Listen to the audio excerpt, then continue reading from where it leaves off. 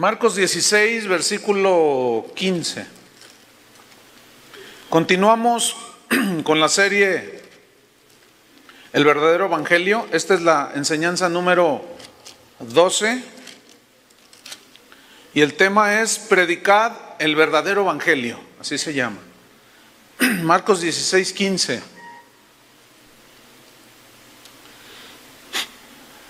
Dice así: y les dijo a sus discípulos: id por todo el mundo y predicad el evangelio a toda criatura.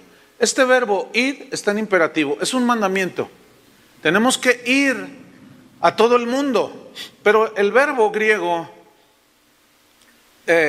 implica también lo siguiente: mientras ustedes vayan en el camino, vayan predicando el evangelio. Algunos serán enviados específicamente a algunos lugares, pero denota el verbo de que todos, de una manera espontánea, somos proclamadores del evangelio. Vayan y prediquen, vayan por todo el mundo y predicad el evangelio. ¿Pero cuál evangelio? ¿El evangelio falso? ¿El evangelio de la prosperidad o el evangelio de la salvación? Predicad es proclamar el evangelio, las buenas nuevas de que Cristo vino al mundo para salvar a los pecadores, para librarnos de la esclavitud del pecado, para darnos una vida nueva, para hacernos nuevas criaturas e iniciar un proceso que durará hasta que Cristo venga, de hacernos a la imagen de Cristo. Él no vino para darnos un buen negocio, ni para multiplicar nuestras casas y nuestros carros. No, Él vino a salvarnos de nuestros pecados y a formarnos conforme a la imagen de su Hijo. Predicad el evangelio a toda criatura, sin distinción de raza, aún de credo o de posición social o económica. Sin distinción, el evangelio es para todos. De tal manera amó Dios al mundo, sin distinción. En el versículo 16 dice: el que creyere, ustedes van a ir a predicar, pero el que creyere y fuere bautizado será salvo, mas el que no creyere será condenado. Yo quiero mencionar algo aquí muy importante. Este versículo nos muestra que nosotros, como proclamadores del evangelio, como testigos de Jesús, no tenemos nada que ver en cuanto a que la gente crea o no crea. Ese no es asunto nuestro. Nuestra responsabilidad y nuestro asunto es predicar el evangelio. Si ellos creen, bien. Si no creen, no. Ni modo. O sea, nosotros no podemos hacer nada. Nosotros no debemos ni siquiera intentar convencerlos. O sea, compartirles la palabra, hablarles, darles el argumento de Dios, pero forzarlos a que ellos reciban a Cristo, jamás. No se puede volver a los tiempos antiguos de cuando llegó el catolicismo aquí a México a filo de espada, ¿sí? O Constantino forzando a todos los que habitaban el imperio romano cuando él se convirtió al cristianismo. No podemos ni debemos hacer eso. Es una responsabilidad de las personas creer. Nosotros no podemos hacer nada, solo proclamar. Una señora me dijo en una ocasión, hace poquito: pastor, ¿qué puedo hacer? Porque mi hermana está muy amargada. Ella no quiere nada de Dios, no quiere nada de Cristo, no quiere nada de la palabra. Yo le comparto y ella no quiere nada, dice. ¿Y qué me aconseja? Que la lleve, porque está en una depresión terrible, que la lleve a un centro de rehabilitación para gente deprimida. Y le digo: no, su solución es la palabra de Dios. ¿Pero qué hago? Dice, para que ella crea. Usted predíquele, pero no le puede forzar. En el versículo número 17: y estas señales seguirán a los que creen. En mi nombre, fíjese el poder que tiene el nombre de Jesús. En mi nombre echarán fuera demonios, es decir, autoridad sobre los demonios. Hablarán nuevas lenguas, una nueva comunicación espiritual con Dios, porque el que habla en lenguas, dijo San Pablo, habla a Dios y no hay pierde. Versículo 18: tomarán en las manos serpientes y si bebieren cosa mortífera no les hará daño. Es decir, habrá una protección sobrenatural sobre los que proclamamos y creemos del evangelio. Y al final dice: sobre los enfermos pondrán sus manos y sanarán. Yo quiero que note claramente cuál es el orden que Jesús estableció en la proclamación del Evangelio. En primer lugar está, vayan por todo el mundo y prediquen el Evangelio de la salvación. Y luego habla de las señales que van a seguir a los que creen. No podemos invertir el orden, no debemos hacerlo. Presentar los milagros y las señales por enfrente antes que el Evangelio de la salvación, que implica arrepentimiento y perdón de pecados, sería predicar un evangelio distorsionado. Yo quiero que ustedes noten cómo al final dice, pondrán sobre los enfermos sus manos y sanarán. ¿Por qué no dijo al principio, vayan por todo el mundo, pongan sus manos sobre los enfermos para que estos sanen y después predíquenles el evangelio? ¿Verdad que así no dice? Hay un orden. Ahora les voy a hacer una pregunta. Ustedes son muy listos y sabrán contestarme. ¿Dios puede hacer milagros hoy? Por supuesto. ¿Satanás hace milagros? ¿Sí o no? Sí. Ok, entonces hay dos fuentes de donde provienen las señales sobrenaturales: ¿de Dios o de Satanás? ¿Estamos? Ahora, ¿cómo saber que las señales que se están viendo vienen de Dios y no de Satanás? Yo les voy a decir cómo saber. Escuchen bien. Donde se estén dando señales milagrosas, pero no se predicó el evangelio, aguas. Porque según la Biblia, las señales siguen a la predicación del evangelio. Siempre en el libro de los Hechos siguieron las señales a la predicación del evangelio. ¿No es cierto? Entonces, si usted ve un predicador, un orador de esos milagreros, de esos que andan allí haciendo señales y prodigios, tumbando a la gente, y levántenlo y túmbelo, levántalo y lo tumba, y levántalo y lo tumba, y pobre gente. Pero no predicaron el evangelio, ponga un signo de interrogación.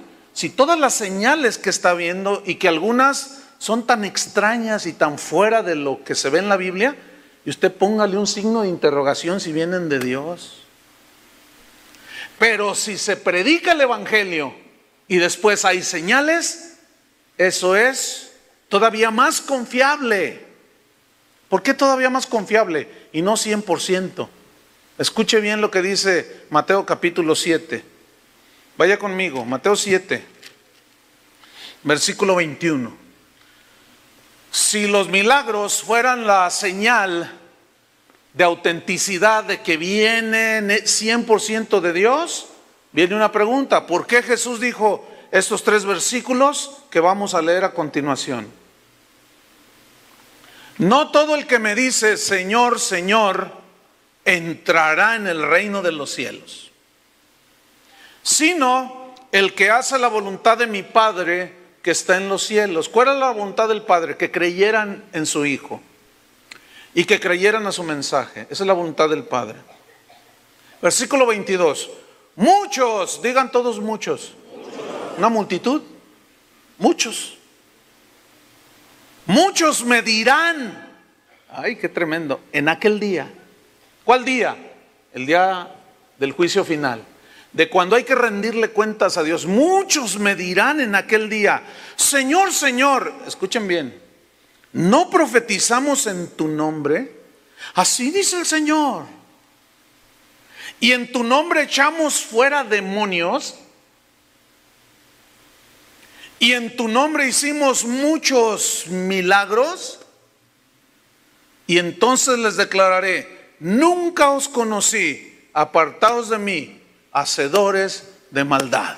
Yo quiero que entonces noten, es clarísimo en la Biblia, que no debemos dejar de arrastrarnos, ni de llevarnos, ni de seducirnos, ni de apantallarnos con los milagros. Porque estos no son 100% seguros de que vengan de Dios. A ver, otra pregunta. Para los que están durmiendo, esos caen de volada, sí, caen de bajada, Lolo. A ver, ¿un hijo de Dios se puede disfrazar y hacerse pasar por un hijo de Satanás? ¿Sí o no? Nada más me contestan 2. ¿Otra vez? No.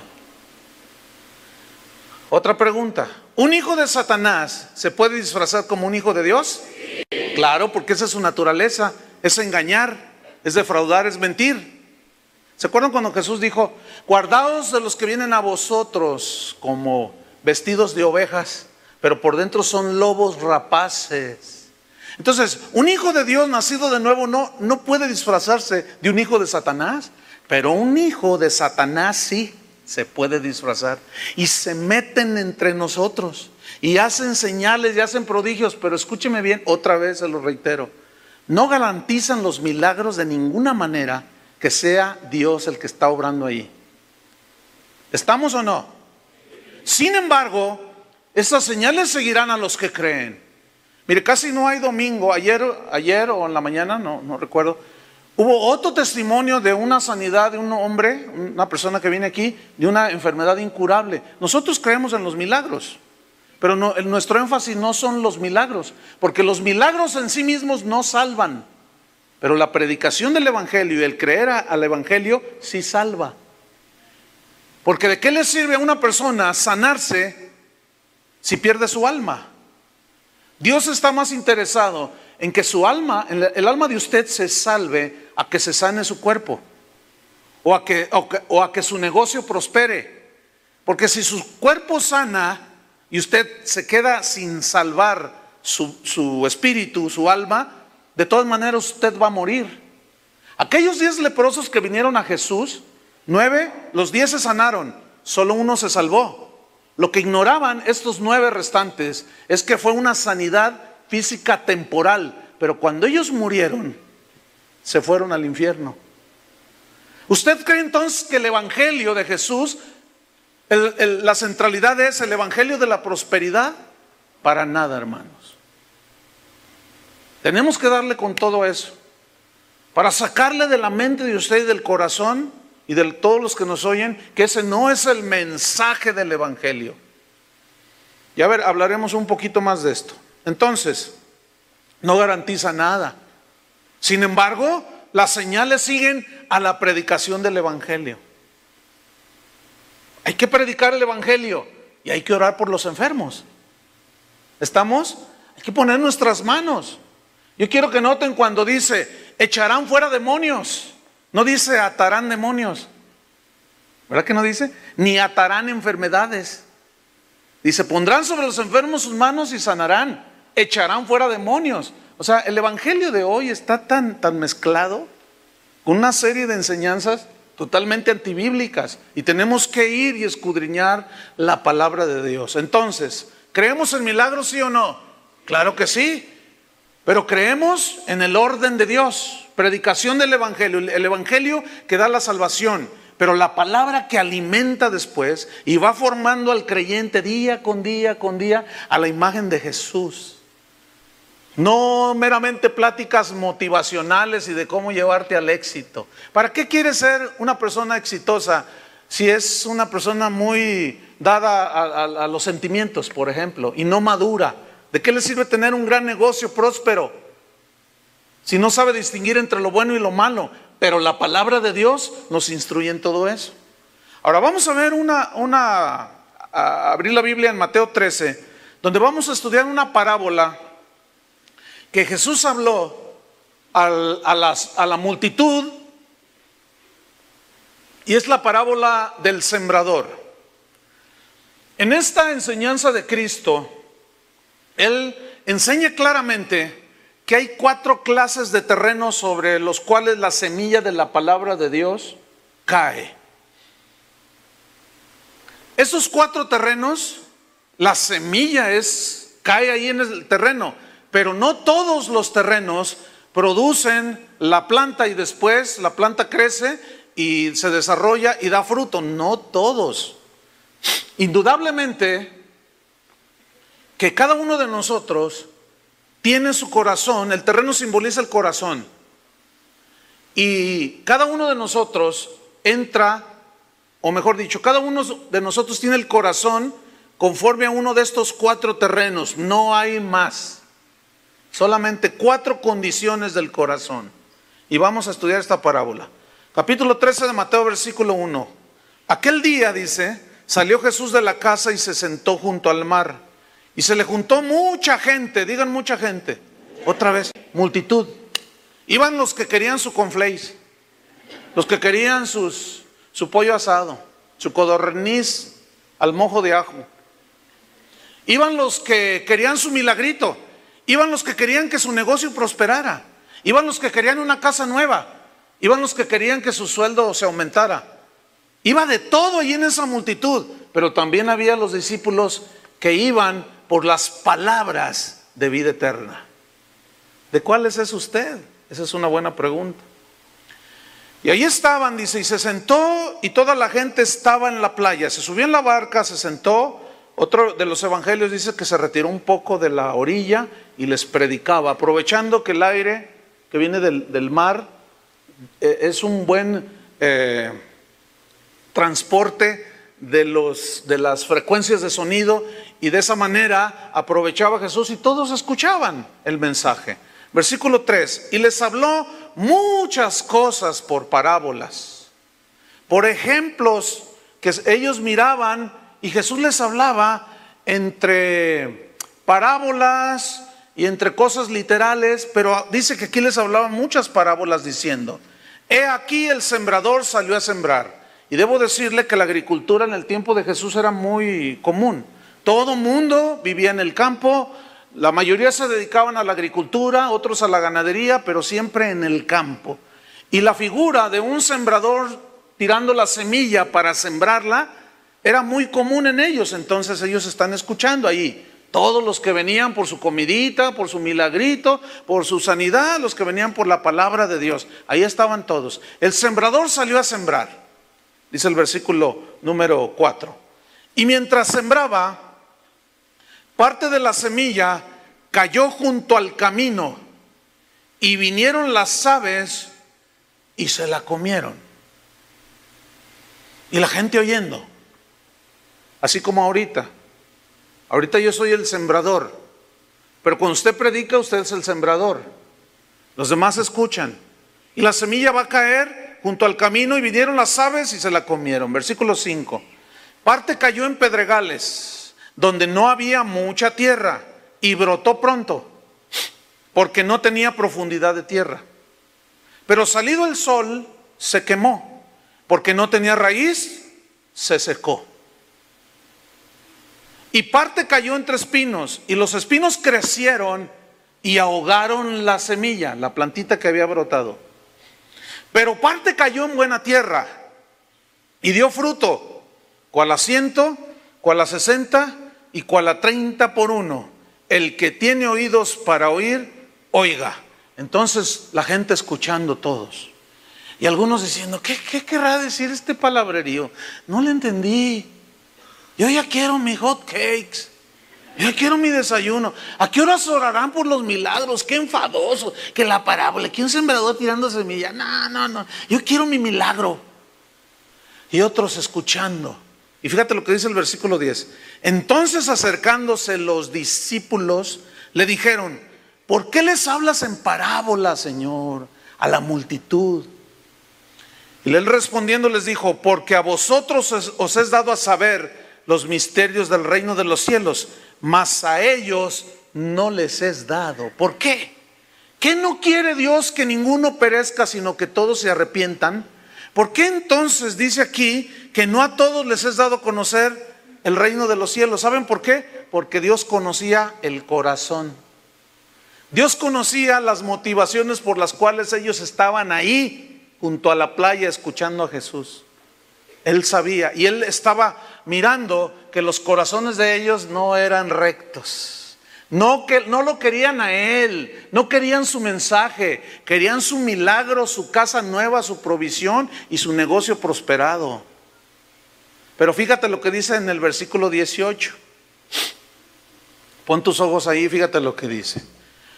Oíd pues vosotros la parábola del sembrador. O sea, ahora a sus discípulos les dice: les voy a dar el significado, a ustedes les voy a revelar el significado de la parábola del sembrador. Versículo 19. Cuando alguno oye la palabra del reino y no la entiende, viene el malo. Oye, ¿qué se trató la predicación? No sé, pero estuvo tremendo, dice. Así hay gente que dice, oye, ¿de qué se trató? No sé, pero estuvo tremendo. ¿Qué es eso? Así hay mucha gente dice, pues no sé de qué habló, pero no, hombre, hubo un poder, una noche de gloria. ¿Pero de qué predicaron? Pues no, ni entendí nada, pero estuvo tremendo. Ah. El que oye la palabra del reino y no la entiende, viene el malo. ¿Quién es el malo? Satanás. Y arrebata lo que fue sembrado en su corazón. ¿Ve cómo el terreno es el corazón? Arrebata. Este es el que fue sembrado junto al camino. Y este versículo 19 es la interpretación que Jesús le da del versículo 4. Fíjese, pongan sus ojos en el versículo 4. Dice que la semilla cayó junto al camino y vinieron las aves y la comieron. Fíjese, esa semilla que cayó junto al camino, el camino es por donde va la gente, ¿no es cierto? Y por donde la gente hace vereda y camina, en aquel entonces los pisos, las carreteras, los caminos eran de tierra. Pero por donde la gente camina, la tierra se hace dura, ¿no es cierto? De tanto pisarla, y pasan las carretas y se hace dura. Eso significa la dureza del corazón de las personas. Una señora me dijo ayer, pastor, ¿qué puedo hacer? Mi hermana no quiere arrepentirse, es terrible mi hermana, dice. ¿Qué puedo hacer? Le digo, no, pues no puede hacer nada. Es que me dice, no me vengas con tu Biblia, no me vengas con tu Cristo, yo no quiero saber de eso. ¿Qué le pasó? Le digo, es que su esposo la abandonó y está amargada contra su esposo y de paso le echa la culpa a Dios. Su corazón está muy duro. ¿Conoces gente de corazón duro? Ahora, fíjate bien. No hay terreno tan duro que el Señor no pueda ablandar. Ahora, si alguien quiere sembrar un terreno, primero mete o la yunta o el tractor. ¿Para qué? El terreno está duro, pero mete el tractor o la yunta para quebrar la tierra que está dura. Y la pasa una vez, y la pasa otra vez, y la pasa otra vez, y otra vez, y otra vez, y otra vez, hasta que el agricultor toma un puñado y la hace esto con su mano, y ya cuando ve que está desmoronada aquella tierra dura, sabe que es el momento de sembrar la semilla. Bueno, hay mucha gente así con el corazón duro, pero Dios puede quebrar ese corazón duro. ¿Conoce gente de corazón duro? Como una persona me dijo el otro día, pastor, mi esposo tiene el corazón tan duro, ese no quiere nada con Dios. Le dije, ¿y usted qué quiere que Dios haga? No, pues que se convierta, que Dios toque su corazón. Le dije, ok, vamos a orar, pero va a quebrantar ese corazón. ¿Está usted dispuesta a aguantar lo que venga para que el corazón de su marido sea quebrantado? Dice, sí. Ay, cuánta gente no me ha venido a decir eso. Y oramos y el Señor empieza a pasar el tractor por encima y luego vienen llorando. Hermano, ore para que el Señor nos quite la aflicción. No, pues. ¿Qué quiere? ¿Corazón duro o corazón blando? El corazón blando no se ablanda si no le pasa el tractor y rompe la tierra en pedacitos hasta que la deja hecha polvo.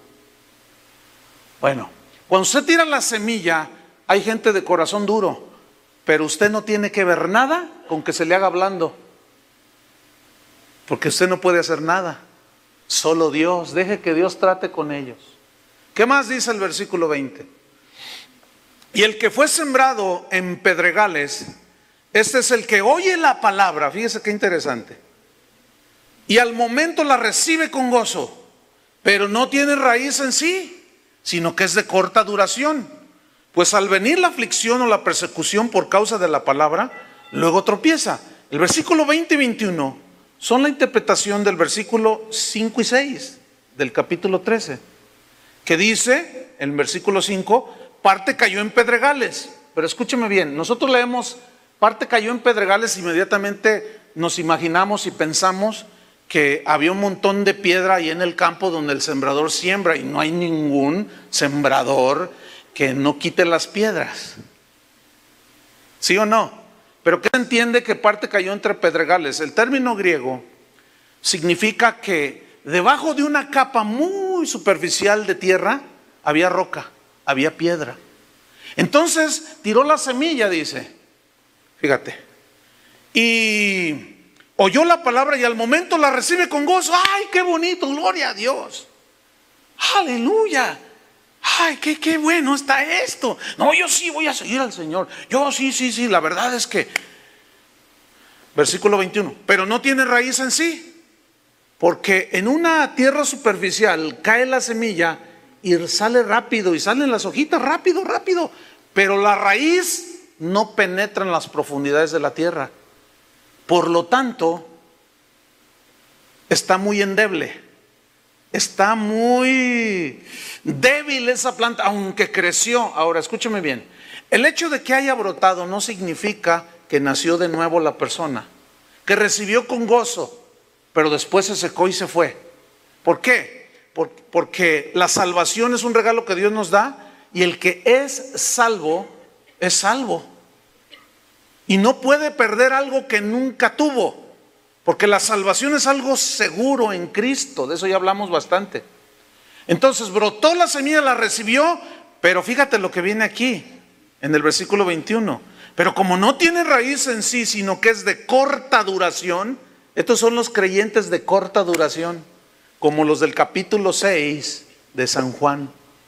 Cuando ya les dijo que ellos habían tragado como vacas del corral, se enojaron, ya no les gustó, ya no les dio su cornflakes, ya se sintieron, dijeron, no, duras esta palabra, y se fueron y ya no andaban más con Jesús. Estos son los que fueron atraídos por un milagro o por un malabares de alguien que quiso traerlos de una manera falsa a los pies de Cristo, prometiéndoles, si te conviertes, todos tus problemas se van a arreglar. Si tú te entregas a Cristo, tu negocio va a prosperar. Es una mentira. Ayer, al terminar la reunión, se sube dos hombres. Ya había hablado yo con ellos, pero yo desconocía unas circunstancias que... Déjeme contarle algo.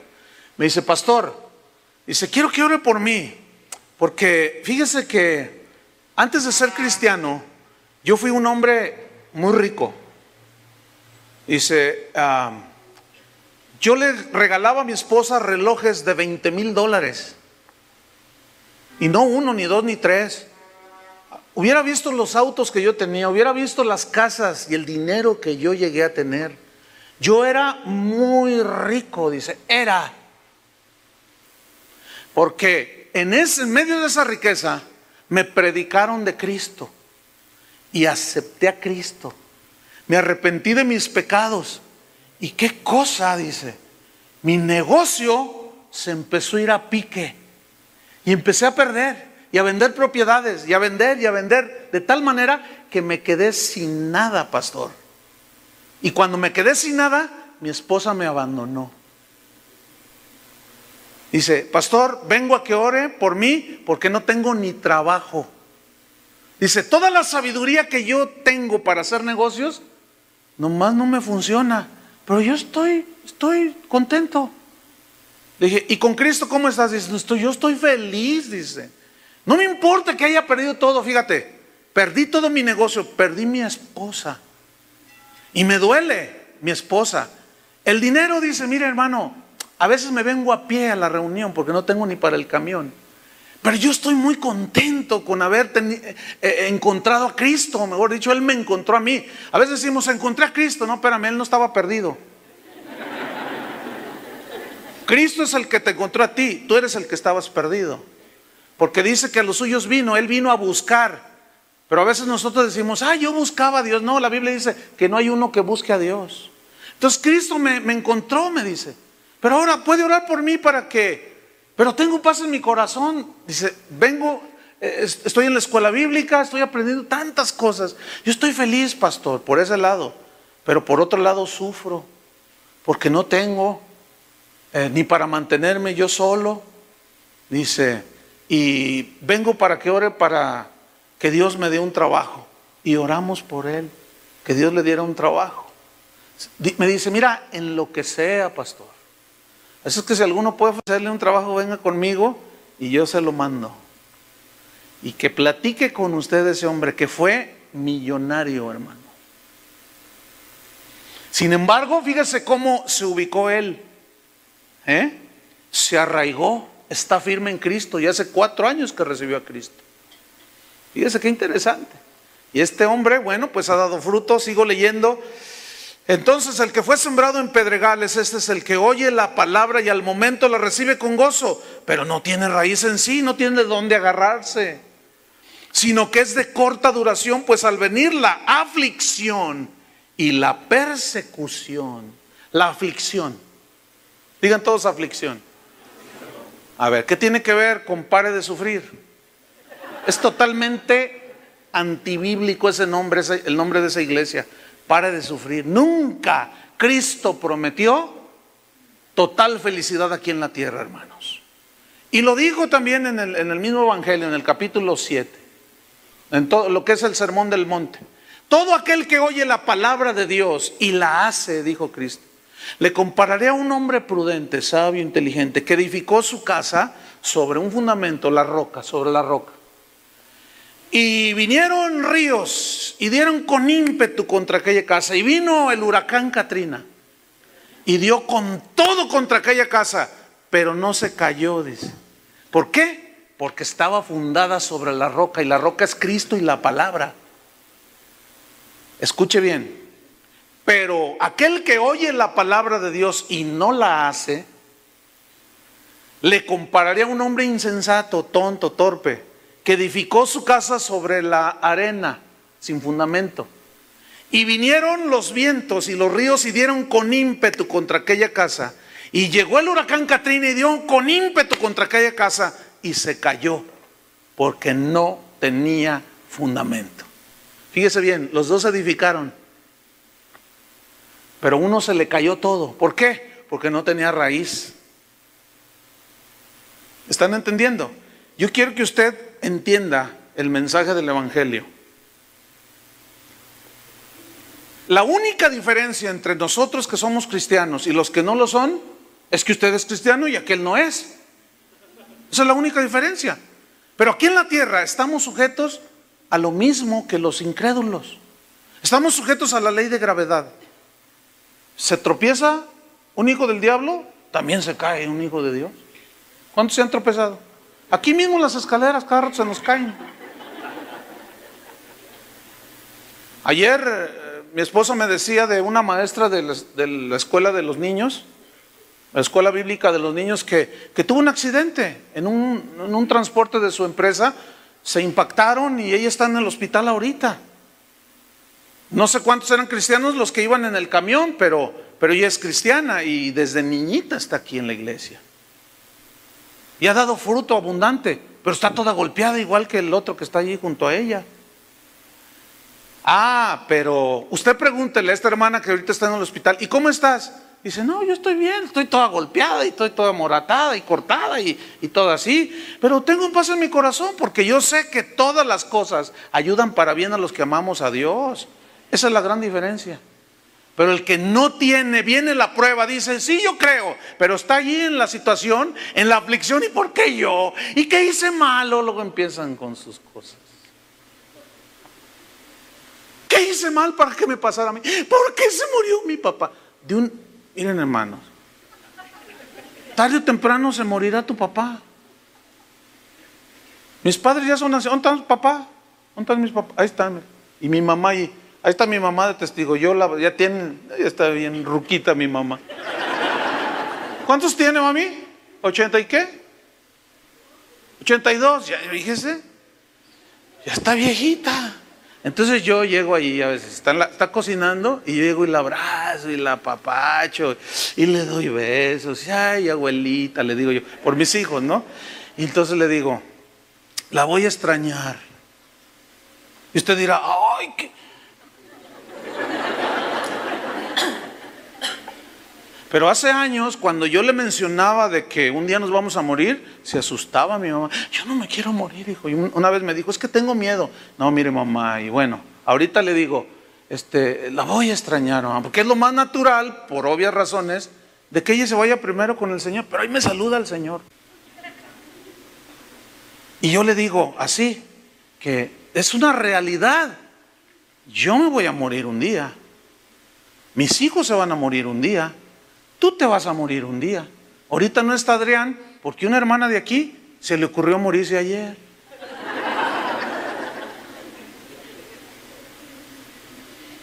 Pero vea usted alrededor de la familia de la hermana que se acaba de morir y usted los va a ver con mucha paz.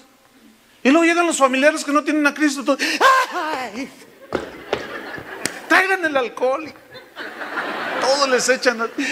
Y ahí andan los afectados directos consolando a todo el mundo. Y luego no los ven llorar y dicen, no lo amaba, no lo amaba. Sí lo amaban. Lo que pasa es que tenemos una fortaleza que son las raíces que hemos hecho en Cristo. Eso es muy diferente. Pero hay unos que son de corta duración. ¿De cuáles es usted? ¿Qué hace usted cuando viene la aflicción o la persecución? Dice, por causa de la palabra, luego tropiezan y se van. Ya no queremos nada. Versículo 22. El que fue sembrado entre espinos, fíjense, este es otro terreno. Este es el que oye la palabra. Esta es la interpretación del versículo 7. Este es el que oye la palabra, fíjense, y cayó allí la semilla.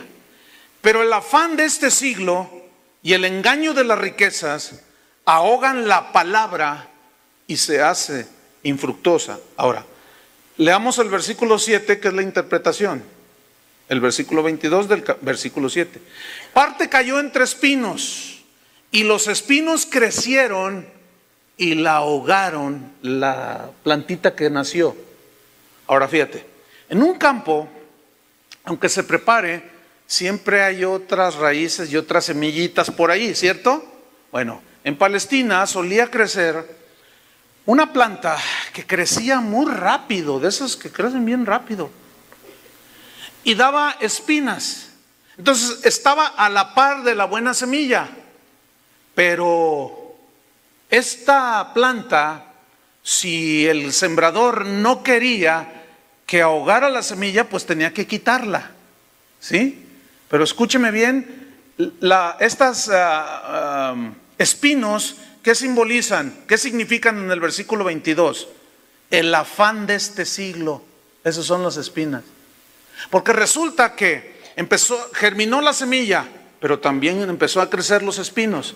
Y crecieron más, y las raíces de los espinos comenzaron a rodear la raíz de la semilla, que había producido la semilla, la plantita. Y absorbe todos los nutrientes de la tierra que está ahí alrededor y no la deja crecer, y la cubre totalmente, y finalmente se seca. ¿Qué significa eso? Que está la semilla allí, que una persona recibe, y luego hay algo grande que crece así, ahoga la palabra de Dios. ¿Qué es? El afán de este siglo, el afán de este mundo. Querer las cosas del mundo, afanarse por las cosas del mundo. Dice, no solo el afán de este siglo, sino el engaño de las riquezas. ¿El qué dice? El engaño, justamente ese tristemente célebre evangelio de la prosperidad es un engaño. Porque ese evangelio lo único que hace es exacerbar la codicia y el deseo de cosas terrenales aquí en la tierra. Casas, carros, dinero, viajes, prosperidad, prosperidad. Ahogan la palabra, dice, y se hace infructuosa. Mire, ¿cuántas veces en toda la historia de esta congregación ha venido gente? Pastor, fíjese que puse un negocio y quiero que ore para que Dios prospere el negocio. Yo siempre les digo, hermanos, no es una oración mágica. ¿A poco cree que porque yo oro ya por eso su negocio va a prosperar? No, pero si usted hace su negocio con integridad, con diligencia, le da a Dios su lugar, bueno, Dios puede prosperar su negocio. Aquí hay gente muy próspera, pero tienen todas sus prioridades en orden.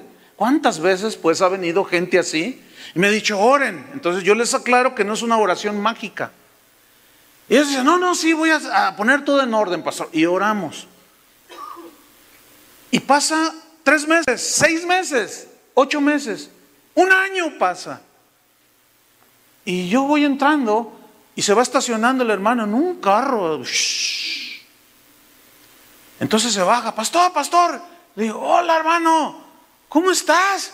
Y dice, no, bien bendecido, mi hermano. Mire, Dios ha prosperado mi negocio tremendo. Entonces ves el carro que trae, dices, no, oye, pues sí, se nota. Oye, le digo, pero hace 1 año que no, ¿cuánto hace que no vienes? No, pues hace como 1 año. ¿Por qué? No, el negocio no me deja.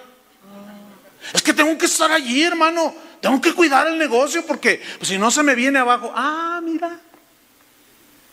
¿Tú crees que ese dé fruto un día? Les pregunto. Es muy difícil, hermano. Casi imposible. ¿Qué pasó entonces allí? Recibieron la palabra con gozo, pero como no tenía raíz, salió el sol y quemó la plantita. Era muy superficial. Fíjense qué cosas. Un árbol, una planta que está bien arraigada en la tierra, necesita los rayos del sol, ¿no es cierto?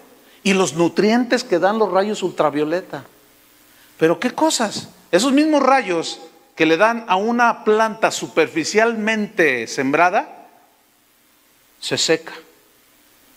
Esto yo lo he visto en mi casa. A mí me gustan las plantas y hace poquito tengo unas macetas ahí y una planta bien bonita que yo sembré la semilla y creció y bien bonita que se puso, pero de pronto se empezó a secar. Entonces yo dije, le puse atención y fui a ver, dije a lo mejor tiene algunos animalitos, qué sé yo, pero entonces le muevo el tallo así delgadito que tenía para mirarla y cuando le hago así se arrancó.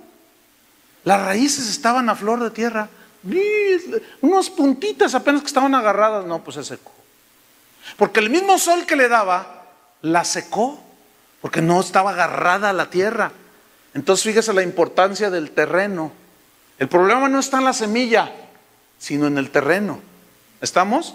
Ahora vamos al versículo número 22 al final, donde dice, todo esto, el engaño de las riquezas, los afanes de este mundo, ahogan la palabra y se hace ¿qué?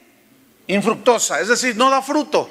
Esto también creció, pero no dio fruto. No nació de nuevo, porque nunca dio fruto.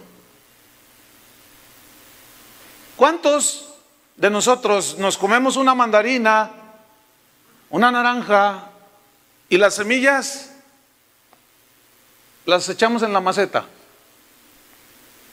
¿Cuántos hacen eso? Todos. Mire, vaya saliendo a su casa y vean las plantas que tiene ahí y va a haber un montón de hierbitas así de naranja, de mandarina. Pero su casa, casi siempre hacemos eso por descuido, lo que sea. Tiramos la semilla allí. Pero ¿ha notado que no están ustedes en medio de una selva de naranjos?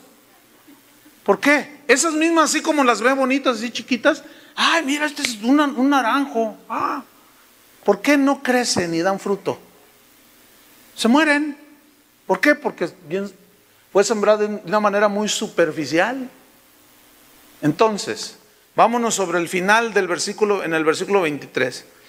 Mas el que fue sembrado en buena tierra, este es el que oye y entiende. ¿De qué se trató la reunión? Se trató de esto. ¿Y qué te habló el Señor? Me habló esto y esto. Como una señora ayer, y fue tremendo, hermanos. Me esperó hasta el final. Yo tenía aquí bastante gente para hablar con ellos. Y yo la vi que estaba allá, entendí que quería hablar conmigo. Se esperó hasta el final. Y dice, pastor, mire, yo nada más vengo a decirle una cosa. Por años, y empezó a llorar, por años yo le he hecho al cristiano, dice. Y yo dije, algo pasó esta noche. Porque fíjate lo que me dice, por años yo le hacía al cristiano, dice. Pero hoy Dios me habló. Dice, y quiero poner cartas en el asunto. Y quiero hacer lo que Dios me dijo. A ver, ¿qué le dijo Dios que usted hiciera? Pues no se lo voy a decir a usted, pero me da un montón de cosas. Dice, y las voy a hacer, pastor. Porque sabe una cosa, yo tengo años viniendo aquí. Y hasta hoy, o sea, ayer, dice, entendí. Yo no soy de Dios, dice. Fíjate nomás. Años ahí. ¿Qué fue lo que le produjo la convicción? La predicación del Evangelio. Yo no hice nada. El Espíritu Santo fue el que hizo todo. Pero fíjate, llegaba por años y su corazón duro, superficial. Pero algo pasó ayer que dijo, yo quiero ser buena tierra. Yo no he dado fruto, pastor. Y yo reconozco, dice, ya sé lo que tengo que hacer porque usted lo ha dicho. Yo me voy a ir a mi casa. Es más, dice, yo traía mis diezmos, dice.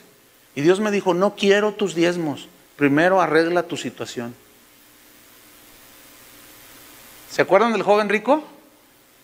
Le dijo, ve y vende todo lo que tienes y dáselo a los pobres. No dijo, dámelo a mí. ¿Verdad que no? Dice, yo te quiero a ti, yo no quiero tu dinero. Fíjate, para mí ese es un síntoma inequívoco de que en ese momento ella nació de nuevo. ¿Sabes por qué? Porque dice, mire pastor, yo sé que muchas veces uno puede dar aún el diezmo y una ofrenda para acallar su conciencia, pero hoy yo reconozco que fui una falsa por muchos años, dice. Y mire pastor, yo vivo en unos pecados que si se los cuento se desmaya, me dice. No, pues así déjelo, le dije. Aparte de que estoy cansado ahorita, le dije, y luego desmayarme, pues no, como que no quiero eso. Dice, pero no, yo voy a arreglar todo con Dios. Y me acordé de Zaqueo. Si algo defraudé, regreso la mitad de mis bienes. Y al que defraudé, 5 veces le voy a dar. O la samaritana cuando Jesús le dice, 5 maridos has tenido. Y el que ahora tiene no es tu marido. Ay, Señor, sí soy yo ese. Me parece que eres profeta. Sé que ha de venir el Mesías. Yo soy el que habla contigo. Yo sé que esa mujer anoche tuvo un encuentro con Jesús. Se veía con una convicción. Y ese es el propósito del Evangelio, hermanos. Es ahí donde se siembra la semilla en buen terreno, hermanos, para que, fíjate lo que dice el 23, el que fue sembrado en buena semilla, este es el que oye y entiende la palabra y da fruto. Digan todos, da fruto. Y da fruto. El fruto es lo último que da una planta o un árbol. Primero es semilla, después es un tallo, pues una plantita, después un arbolito, después crece, se desarrolla y al final ¿qué da? Fruto. Fruto. Y a eso hemos sido llamados. La Biblia habla de la voluntad de Dios es que nosotros demos fruto de santificación, fruto de amor, fruto de perdón, fruto, que te parezcas más a Jesús. Ahora, yo quiero que noten, como dice al final, y este fruto produce, esta planta, este terreno y la semilla sembrada ahí, produce a 100 por 1, a 60 por 1 y a 30 por 1. Yo quiero que ustedes pongan atención. Mire, aquí simboliza distintas personas que nacieron de nuevo, que la semilla penetró, creció y en su momento dieron fruto. Pero unas dieron más fruto que otras. ¿Se fijan? Unos dieron mucho fruto, 100%. Repleto de fruto el arbolito. Otros 60%, otros 30%. Pero todos dieron fruto. Cuando yo era un niño, que ya llovió,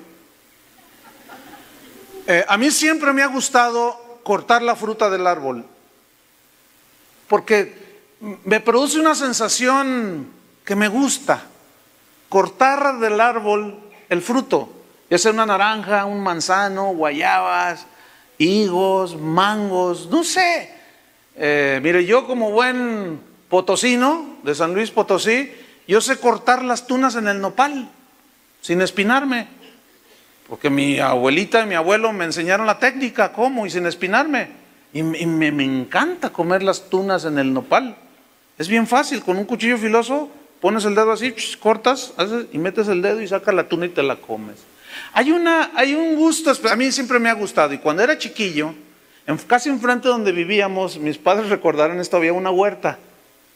Y había muchos árboles frutales. Y pues chiquillos, pues hacíamos travesuras y pues nos brincábamos a la huerta. Y el dueño nos encontró una vez y dice, miren, cómanse todo lo que quieran, chiquillos. Dice, nomás no salgan con bolsas. Entonces nosotros dijimos, lo que quieran comerse, cómanselo. Y me acuerdo que había entre todos los árboles, había como unos 20 a 25 árboles de durazno que daban unos duraznos, pero de este tamaño, hermano. Una cosa, pero deliciosa, hermano. Pero de esos 20, 25 árboles que estaban en 3 líneas, había 3 que se distinguían, hermano, entre todos los demás. Estaban tan cargados de fruto que las ramas se colgaban, pero el arbolito tocaba el piso de tanto fruto. Y esos eran los más fáciles de cortar para nosotros, porque éramos unos chiquillos. Pero había otros que no daban tanto fruto, pero daban el fruto, igual, de la misma calidad. Y si cortaba un durazno de un árbol que dio 70 duraznos y uno del que dio 400 duraznos, y los juntaba, no había diferencia. Tenía el mismo sabor, porque era de la misma especie. Escúchenme bien, así somos los hijos de Dios. Es el mismo fruto, rico, pero algunos dan mucho fruto, o 100%, y se cargan de fruto. Otros dan un poco menos, 60%, pero dan fruto. Otros dan un poco menos, 30%, pero dan fruto, y es fruto de Dios. En otras palabras, todos los que son verdaderos hijos de Dios dan fruto. ¿Se acuerdan de Juan el Bautista que estaba bautizando? Arrepiéntanse, gritaba. ¿Ustedes recuerdan? Y bautizaba, llegaba la gente, yo fui un tranza, yo fui un fraudulento, arrepiéntete. Sí, Juan, yo reconozco. Y venían confesando sus pecados y los bautizaba. Y acuérdense que traía un traje de pelo de camello. Y en eso, mientras bautizaba, se lo acomodó y miró a lo lejos que había una fila y estaban unos ahí formados. Y los mira y dice, a ver, espérate. Dice, ¡hey, tú, víbora! Nosotros, sí, ustedes. ¿Quién les enseñó? No se asusten. Es que le hago así y le hacen así. No se asusten. ¿Quién les enseñó que van a huir del juicio que viene sobre la tierra? No vengan a mí con el cuento de que ustedes son hijos de Abraham, porque Dios puede levantar piedras, de estas piedras puede levantar hijos de Abraham. Hagan frutos dignos de arrepentimiento. ¿Cuál es el fruto digno de arrepentimiento? El corazón contrito, quebrantado, el que reconoce soy pecador, como el publicano, ¿se acuerdan? ¿Qué decía el fariseo? Yo soy esto, yo soy el otro y no soy como este. Y el otro no levantaba ni sus ojos al cielo, soy pecador, Señor. O como la samaritana, sí, soy una cualquiera, 6 he tenido. Y el Zaqueo, soy un ladrón, tranza. Ese es, hermano, el humilde de corazón. Esos son los frutos del arrepentimiento. Cuando una persona se ha arrepentido delante de Jesús, recibe la palabra y dice, sí, eso es para mí. No, sí, yo estoy mal, tengo que corregir, Señor, perdóname. Y reciben con mansedumbre la palabra que les es predicada. Ese es el corazón contrito. Ese es el corazón, esos son los frutos del arrepentimiento, la actitud de recibir. A esos fueron los que Jesús se refirió cuando dijo, bienaventurados los pobres de espíritu, porque de ellos es el reino de los cielos. Los pobres de espíritu significa los que reconocen su condición, que no pueden sin Él, que necesitan su salvación, que necesitan su ayuda, que no es la gente o los creyentes que no confían en su propia sabiduría y en sus propias fuerzas, sino que ponen en Dios toda su confianza. Y si el negocio va mal, Señor, tú no nos dejarás, gracias, tú tienes un plan. Y que viene una enfermedad, Señor, pues sánalo en el nombre de Jesús. Y si no, bástate mi gracia. Y están ahí aguantando con paciencia la tribulación. Es la gente que es dócil y mansa. Cuando Jesús dijo, bienaventurados los mansos, no se refirió a los que, porque tú ves a un Krishna y se ve muy manso. Pero eso no se refería, eso no es la mansedumbre. Los mansos en recibir el mensaje del Evangelio. El próximo domingo cierro con esta serie y les voy a hablar del Sermón del Monte. Y van a ver cómo se les va a ampliar esas escrituras, pero de una manera impresionante, después de todo lo que han oído. Entonces, el Hijo de Dios da fruto. Vámonos para finalizar a Juan capítulo 15. Mire, antes de Juan 15, vamos a Mateo 7, versículo 15. Mateo 7, 15.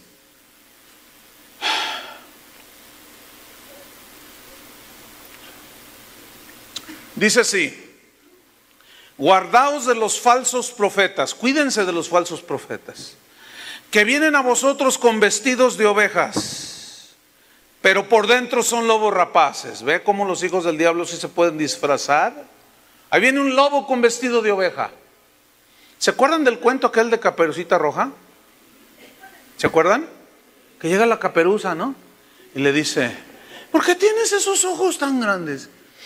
Para verte mejor, le decía, ¿no? Era el lobo.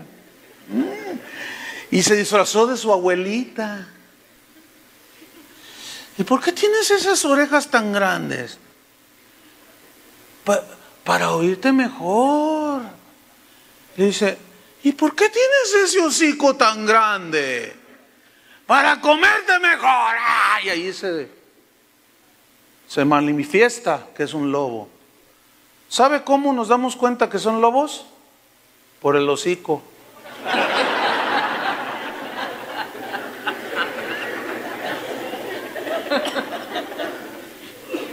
Por lo que dicen, hermano. ¿Por qué esos milagros tan grandes? Para atraerte hacia mí. ¿Y por qué esas maravillas tan tremendas? ¿Y por qué esto? Para tragarte mejor. Escúchenme bien, hermanos. Fíjate lo que dijo Jesús.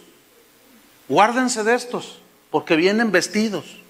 Y tú, no seas ingenuo como la caperuza. Fíjate bien, hay lobos, hermano. No creas de todo el que hace milagros, ¿eh? No se crean de todo. De eso ya les hablé al principio. Pero vámonos sobre lo que dice en el versículo 16. Respecto a los que se hacen pasar por ovejas, dice. Por sus frutos los conoceréis. Ahora, esta gente, ¿saben qué creen? Que ¿cómo interpretan este versículo? Por sus frutos los conoceréis. De esta manera. Tienen un auditorio de 20,000 personas. Hacen un evento en el Estadio Azteca y se llena. Y dicen, como dijo Jesús, por sus frutos los conoceréis. Y aquí el fruto, el Estadio Azteca lleno. ¿A eso se refieren esos versículos sobre el fruto? Es evidente que no. No habla de multitudes de gentes. No. Porque si ese mismo criterio lo acomodamos a la llevada de la Virgen, no, pues mejor vámonos allá. Allá está el avivamiento. 2 millones de personas vinieron a la llevada de la Virgen. Oiga, eso sí es avivamiento. No, 100,000 en el Azteca, no, eso no es nada. Se juntan más aquí en la hermosa provincia, llegan 300,000. ¡Qué avivamiento! Pregunto, ¿es avivamiento eso? Sin embargo, ellos dicen, he aquí el fruto. Ese no es el fruto, hermano. Y acuérdense que entre la multitud hay de todo. ¿Sí? No, dice, por sus frutos los conoceréis. ¿Frutos de qué? Frutos de la naturaleza. Frutos de Dios, del carácter de Dios. Fíjese el 16. ¿Acaso se recogen uvas de los espinos? ¿O higos de los abrojos? Pues la respuesta es no. Por supuesto que no. 17. Así mismo, todo buen árbol da buenos frutos. Todo buen corazón donde cayó la semilla da fruto. ¿Cuántos hay aquí de esos? Yo sé que hay muchos. Es una imposibilidad que un buen árbol dé fruto malo. No existe eso. Versículo 17. Pero el árbol malo da frutos malos, porque todo es conforme a su naturaleza. ¿Estamos? Versículo 18. No puede, es imposible, dice Jesús, el buen árbol dar malos frutos. Es imposible. ¿Verdad que es imposible? Yo tengo allí en mi casa algunos arbolitos de fruto. Y tengo uno que todo el año da, es impresionante ese arbolito. Da unos tipos de arrayán, le dicen guayaba fresa. ¿Los conoce? Y hace unas, cuando florea, todo el año está dando ese arbolillo, tremendo. Yo digo, ay, ese hermano es mi amigo. Siempre está dando fruto el arbolito ese tremendo. Y da unos frutos, florea y lo queda ahí el frutito y empieza a crecer y da unas cosas así.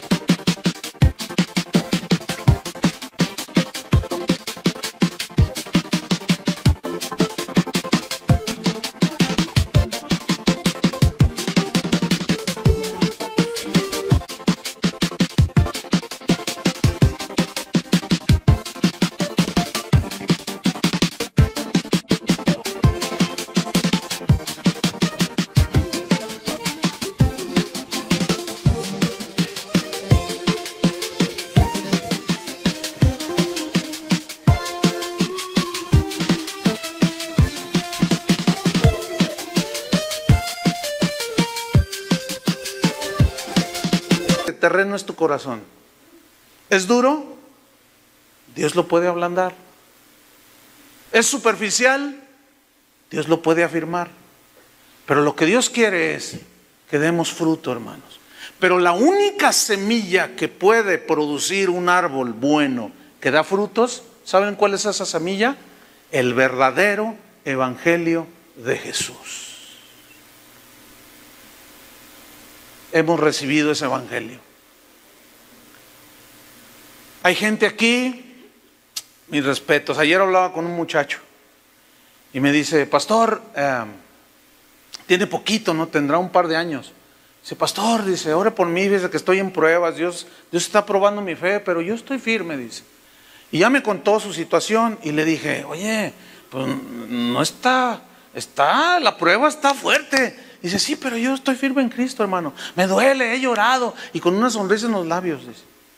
Pero yo tengo a Cristo en mi corazón y yo voy a seguir adelante. ¿Cuántos quieren seguir adelante? Porque la perseverancia es una de las evidencias de que una persona ha nacido de nuevo. Necesitamos pues sembrar el verdadero evangelio para que la gente, entonces, ya que Dios trate su corazón, su terreno, que caiga la semilla y que dé un fruto. Pero no todos van a creer, hermanos. Por lo pronto, aquí estamos nosotros.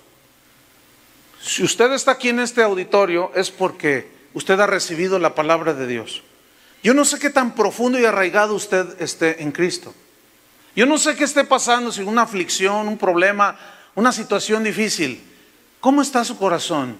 ¿Está con resentimiento, con no sabe qué hacer, o está sólido en Cristo? Porque el viento y el huracán dan con ímpetu, pero si usted está arraizado en la tierra, usted está sólido. Ese es el propósito del Evangelio. Número 1, salvarnos. Número 2, arraigarnos en Cristo para hacernos cada día más y más a su imagen y parecernos más a Cristo cada día. Ese es el verdadero Evangelio, hermanos. Amén. Cierre sus ojos un momento. Vamos a orar. Señor, gracias. Gracias porque, aunque sabemos que hay diferentes tipos de terreno, solo tú, Señor, puedes tratar con el corazón de la gente. Nosotros no podemos convertir a nadie ni convencer a nadie. ¿Qué tan duro, hermano, está su corazón? Deje que el tractor, que el Espíritu Santo maneje ese tractor y quebrante ese corazón. Porque eso habla de que usted puede estar oyendo la palabra y luego vienen las aves del cielo, viene el maligno y se roba la semilla y usted sigue igual, porque su corazón es duro. ¿O es usted de ese tipo de cristianos emocionales, superficiales, que quieren estar viendo señales, que andan persiguiendo lo puramente material? ¿Quieren mejorar su nivel económico, pero no quieren mejorar su nivel espiritual? Eso es muy superficial. No, hermano. No permita que el engaño de las riquezas, no permita que los afanes de este mundo ahoguen la palabra. No permita eso. Pero el corazón que da fruto, donde cae la semilla, ese es un corazón donde la yunta ha pasado, donde el tractor ha preparado la tierra, ha quebrado esa dureza, y esos bloques del lodo endurecido ahora son polvo, son tierra, y ese es el terreno ideal para sembrar la palabra de Dios. Si usted considera que su corazón necesita ser quebrantado por el Espíritu de Dios, dígale al Señor: Señor, yo sé que me va a doler, pero necesito que ablandes este corazón, que lo quebrantes, que lo hagas polvo, Señor, para entonces poder yo dar fruto, que esa semilla de la palabra de Dios produzca fruto en mi vida. Padre, tú conoces los corazones. ¿Qué más quisiera uno? Que todos fueran buen terreno.